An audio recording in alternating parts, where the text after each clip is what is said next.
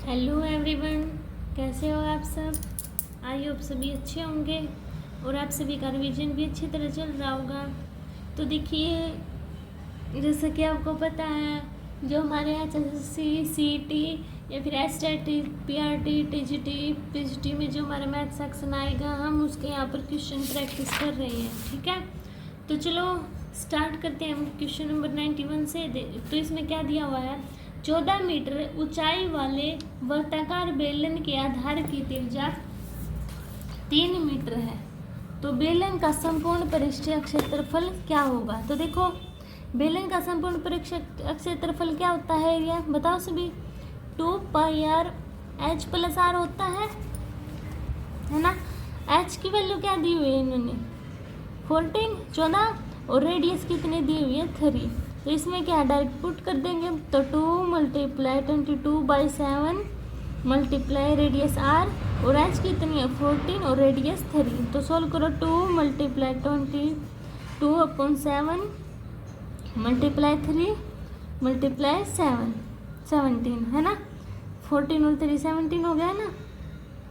अब 2 2 जा 44 44 3 जा 132 132 मल्टीप्लाई 17 कितना आया 224 पूरा पौन में 7। इनके 7 से इसको डिवाइड कर देंगे तो कितना आया मेरे पास 7 3 जा 7 2 जा 0 5 7। ठीक है, तो कौन सा आंसर है मेरा, सी ऑप्शन। ठीक है, समझ आया सभी को।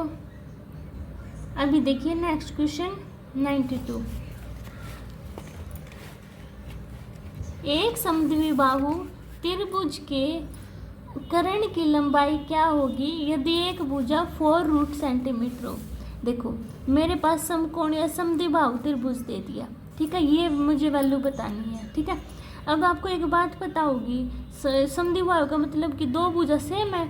अगर एक भुजा 4√2 दे दी तो दूसरी भी तो 4√2 होगी ना, सेम ही होगी। अब क्या ये निकालनी है, तो किसका फॉर्मूला लगा दूंगी, इसको ए मान लो, इसको बी, इसको सी।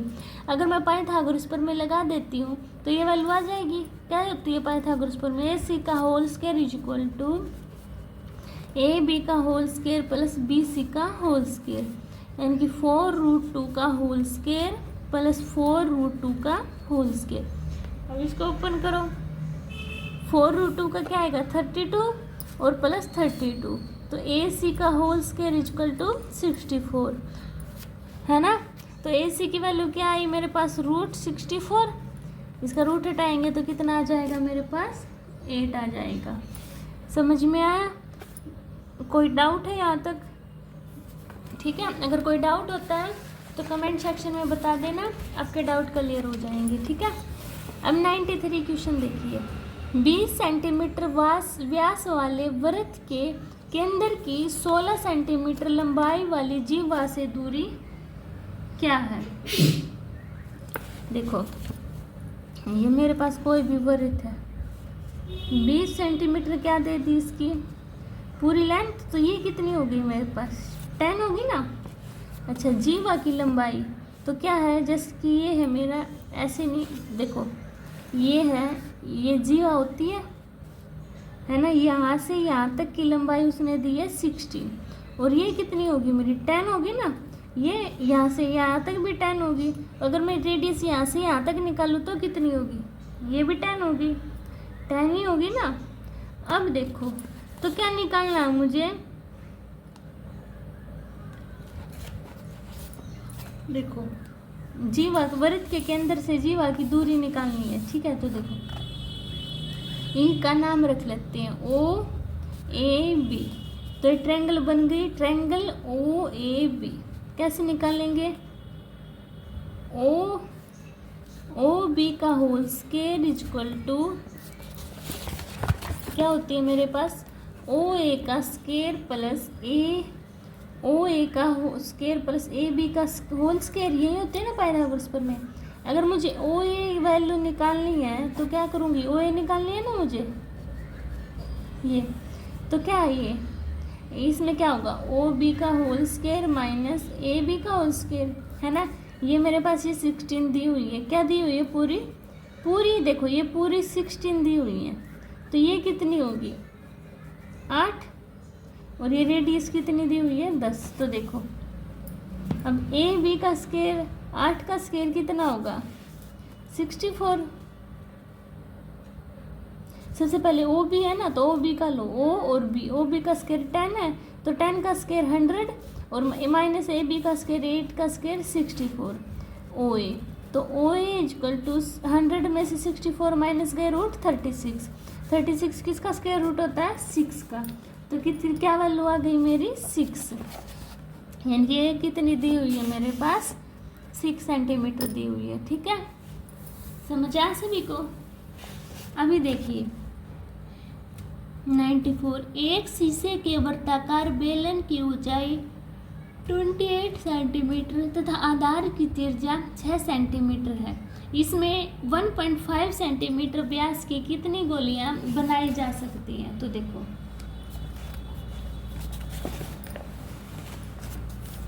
H दे दी मेरे पास 28 और R रेडियस दे रखी 6 और बनने वाले गोला है उसका व्यास दे दिया 1.5, तो इसकी रेडियस क्या होगी 0.75, यही होगी ना।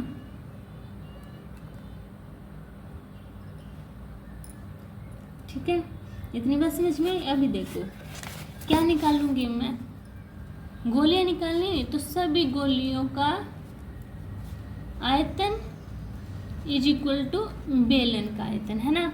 सभी गोलियों का आयतन यानी कि n गोलियां मान ली, आयतन 4/3 pi r cube is equal to pi r square है। इसमें पुट कर देते हैं। तो देखो पुट करने के बाद क्या आएगा n मल्टीप्लाई 4/3 मल्टीप्लाई पाई और 0.75 का cube is equal to pi multiply 6 multiply 6 multiply 28। Pi से पाई क्या कैंसिल आउट।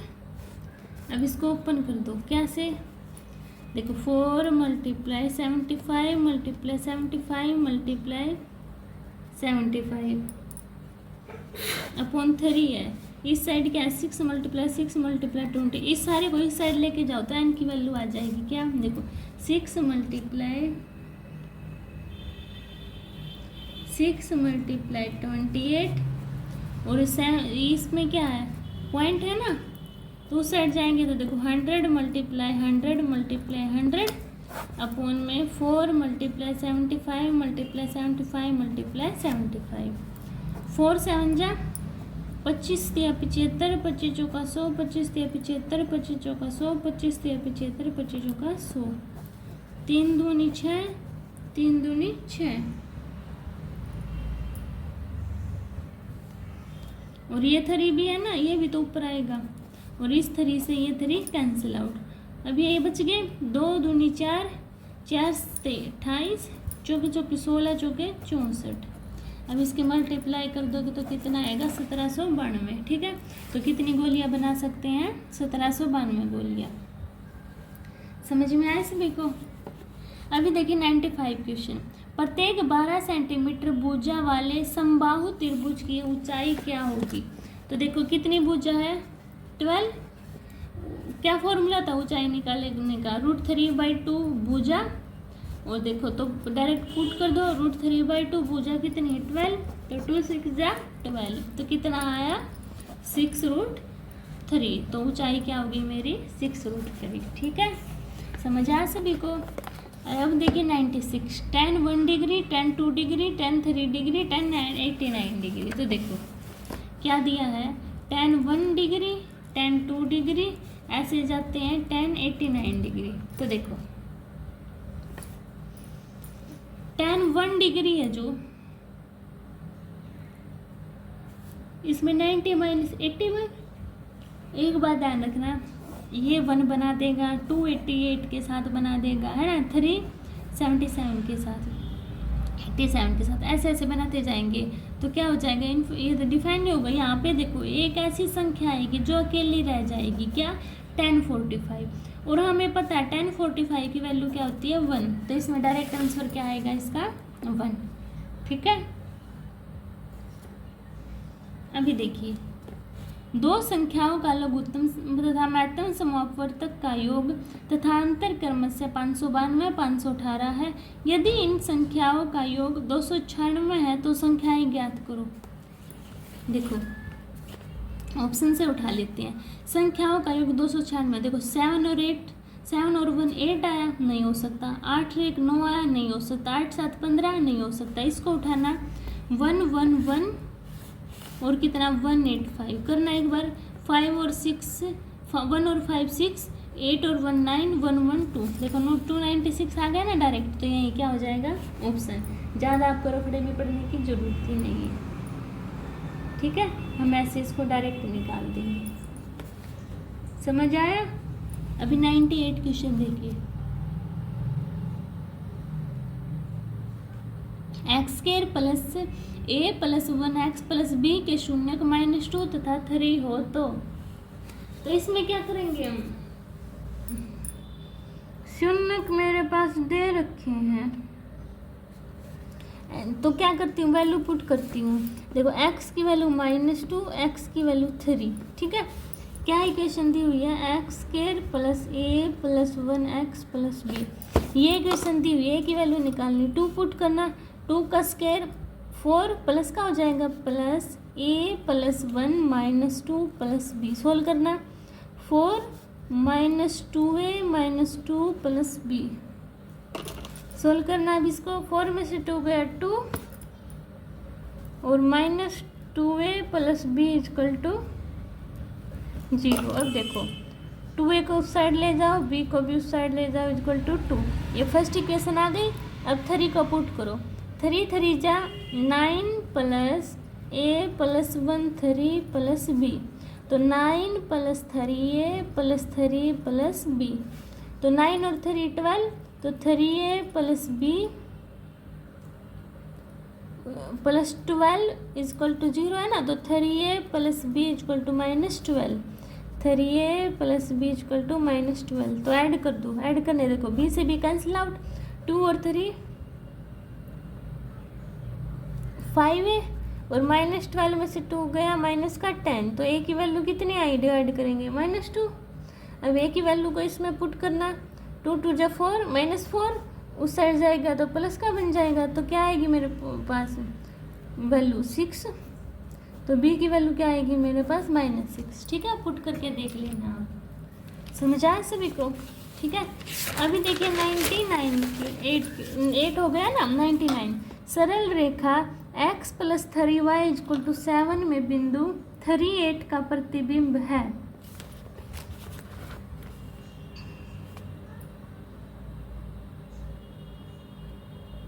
तो देखो इसको कैसे निकालेंगे।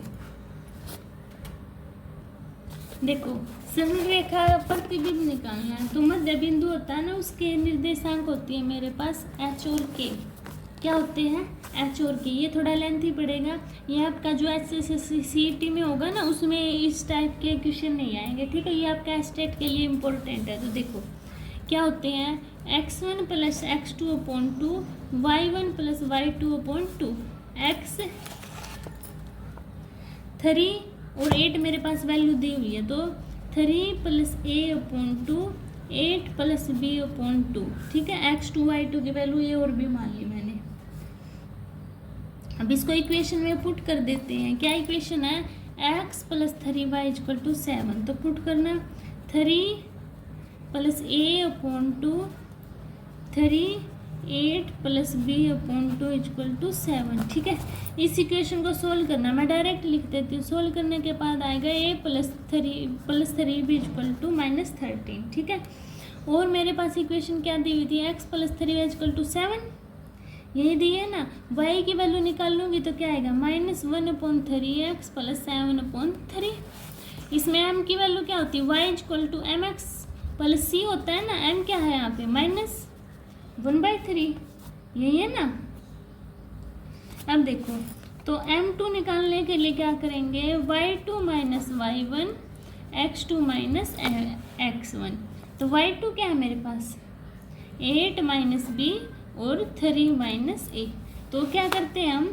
m1 multiply m2 equal to m-1, ठीक है। अगर प्रतिबिंब बनाना तो परपेंडिकुलर होते हैं ये, तो पुट कर दो m1 minus 1/3, m2 8 minus b 3 minus a equal to 1, ठीक है। अब इस इक्वेशन को सोल्व करो तो देखो -8 माइनस बाहर निकाल लेना, 8 minus B upon 9 minus 3a equal to 1, इसको इस साइड ले जाओ तो -8 plus B equal to 9 minus 3a, तो 3a को इस साइड लाएंगे तो 3a minus B equal to 1, ठीक है। अब क्या कर देती हूँ मैं, इक्वेशन ये और a plus B equal to -39 थी, इसको इन दोनों को मैं अगर ऐड कर देती हूँ तो मेरे पास a की वैल्यू आएगी -1, b की वैल्यू -4 आएगी, ठीक है। आपको ये सोल्व कर लेनी है, ठीक है। ये इक्वेशन और a plus 3b equal to -30, ठीक है, समझ आया। अभी देखिए 100 क्वेश्चन। एक गोल मेज के चारों ओर 10 व्यक्ति बैठे हैं, दो विशेष व्यक्तियों के एक साथ बैठने की क्या प्रोबेबिलिटी होगी। देखो अगर गोल इमेज हो ना तो क्या करते हैं हम, n-1 का फैक्टोरियल, टोटल 10 आदमी है तो -1 का फैक्टोरियल कितने तरीके हुए मेरे पास, 9 तरीके हो जाएंगे। दो व्यक्ति बिठाने हैं ना तो क्या होगा, 10 में से 2 गए 8, और कितने व्यक्ति बिठाने हैं, इनकी दो व्यक्तियों को क्या करना है, हमें विशेष व्यक्तियों को एक साथ बिठाना है, इसलिए क्या कर दी इसकी 2 से मल्टीप्लाई, ठीक है। तो टोटल क्या, नो फैक्टोरियल, और ये क्या अनुकूल तरीके अपॉन में टोटल। अब इसको सोल्व कर दो तो 8 फैक्टोरियल मल्टीप्लाई 2 फैक्टोरियल अपॉन में 9 मल्टीप्लाई 8 फैक्टोरियल, 8 से 8 कैंसिल आउट फैक्टोरियल, तो 2/9 क्या आ गया, मेरा आंसर आ गया, ठीक है। समझ आ सभी को। अभी देखिए 101 क्वेश्चन, अंकगणित में मूलभूत प्रक्रियाओं के लिए निदानात्मक परीक्षण विकसित किया गया था, तो किसने विकसित किया था, मेरा G.T. बुशवेल एवं लोनेर जोन द्वारा, ठीक है। अब 102 क्वेश्चन क्या है, एक सांख्यिकीय माप जो लेखाचित्र से ज्ञात नहीं किया जा सकता क्या कहलाते हैं, उसको GP यानी कि हरात्मक मानते हैं, ठीक है।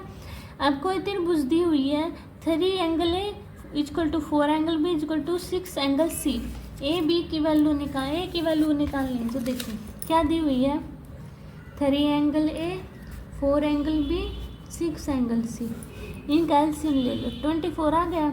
यहाँ क्या आया, अब 4 ही ले लो, देखो 3 4 = 12, 4 3 = 12, 6 2 = 12, है ना, ये आ गए मेरे पास। इतनी बात क्लियर हुई।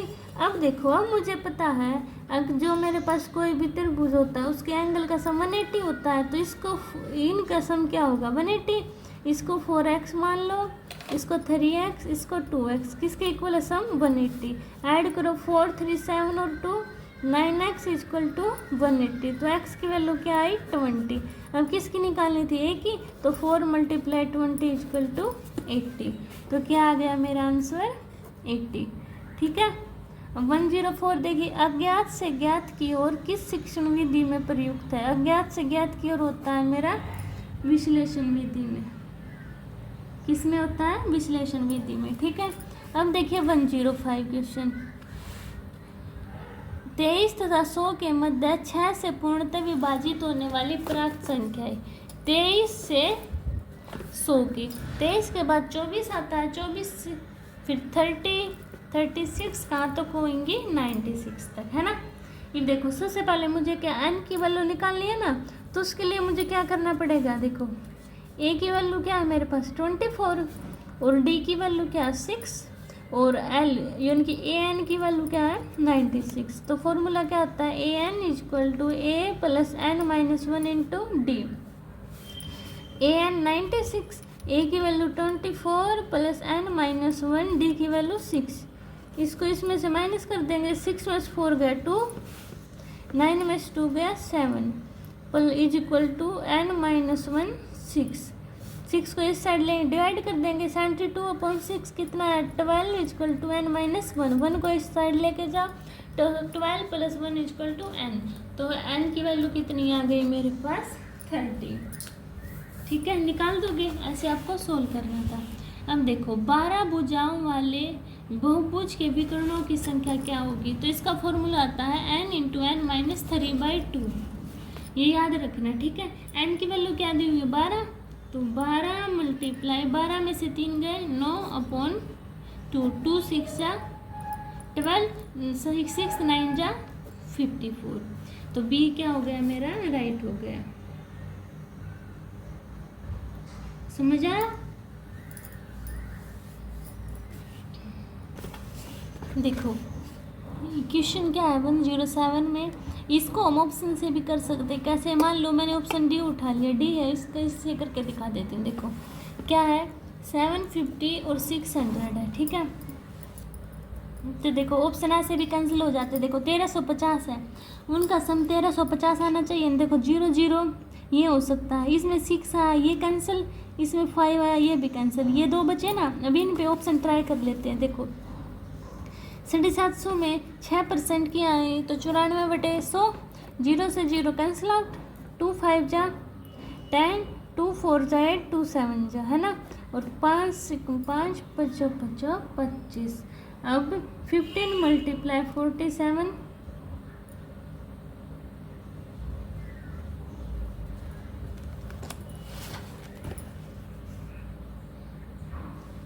कितना है मेरे पास 15 × 47 = 705। ठीक है, अब 600 पे कितने की लाभ हो रहा है 7.5 का हो रहा है, तो कितना होगा 107 5/100, और पॉइंट के नाम के भी 10 है ना, 0 लगा दी, 2 0 से 0 कैंसिल आउट, 2 5 जा 10, 2 3 जा 6, 5 पे इसको काट दो, 1075 को 5 पे काटना 215। अब इसकी मल्टीप्लाई कर दो, 215 की 3 से मल्टीप्लाई की तो कितना है मेरे पास 645। ठीक है, अब देखो 645 को 705 में ऐड करके आंसर आ रहा है या नहीं आ रहा, 5 5 10 4 7 6 13, तो 1350 आ गया ना, और इतने में मैंने क्या थी खरीदी थी, तो ये क्या हो गया मेरा आंसर हो गया। ठीक है, आज हम इतने क्वेश्चन तक ही प्रैक्टिस करेंगे। अगर आपको इनमें कोई भी डाउट होता है तो कमेंट सेक्शन में बता देना, मैं आपके डाउट क्लियर कर दूंगी। मिलते हैं नेक्स्ट वीडियो में, तब तक के लिए बाय बाय।